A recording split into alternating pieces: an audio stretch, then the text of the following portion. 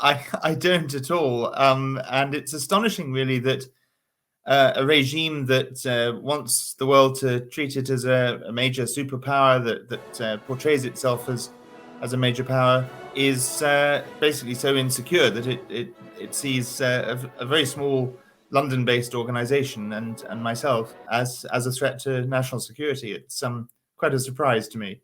These letters from the Hong Kong police have demanded that you remove publications from your website. So will you be complying at all? No, we have no intention of complying.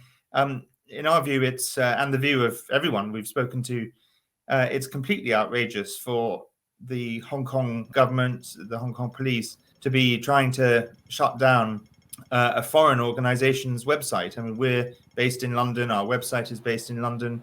And this is a direct attack on freedom of expression well beyond Hong Kong's borders. And we've done nothing wrong in normal terms. I mean, we may be in violation of the national security law, but the national security law is a rather absurd and extremely draconian law that has dismantled Hong Kong's freedoms, and it appears they're now trying to use it against freedom elsewhere.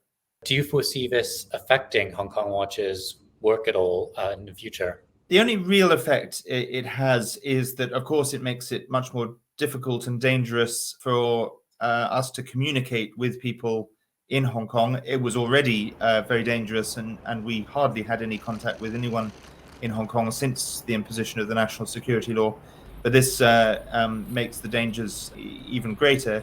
It may make it slightly more risky for me to travel. Obviously, I certainly can't travel to Hong Kong or China. I couldn't anyway because I was denied entry in 2017. So since then, I've assumed that I'm banned. But I also will have to be mindful of traveling to any country that has an extradition agreement with Hong Kong.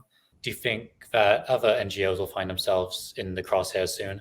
I think that's very likely. I mean, the Hong Kong authorities and the Chinese Communist Party regime have shown by their actions in Hong Kong that they don't just go after one organization and leave it at that. They try to shut down everyone that they regard as a threat or that they dislike.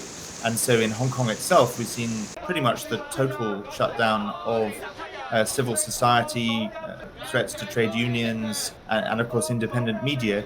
And so on that basis, I think it's quite likely that although we're the first foreign organization, we probably won't be the last to be targeted in this way.